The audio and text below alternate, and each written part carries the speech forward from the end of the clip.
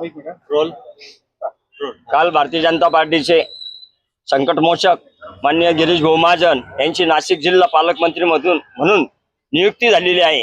त्याबद्दल आम्ही येवलेकर भारतीय जनता पार्टी येवला ग्रामीण व येवला शहर युवा मोर्चा व सर्व आघाड्यांच्या वतीने त्यांचं हार्दिक अभिनंदन करतो। तसेच आपण विचारलात या रेसमध्ये भरपूर नेते होते, परंतु मी सांगू इच्छितो सर्वच नेते तोलामोलाचे, परंतु गिरीश भाऊ जळगाव सोडून नाशिकची जबाबदारी कुंभमेळा म्हणून पार पाडत आहे आणि त्यांना मागचाही अनुभव आहे।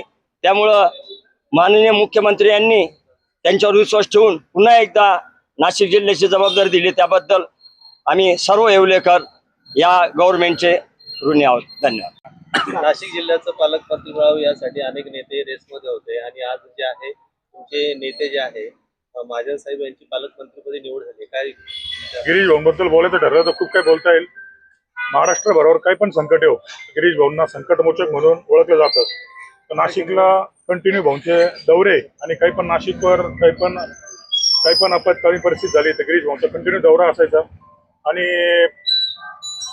लोकांचे खरे पालकमंत्री तेच होते।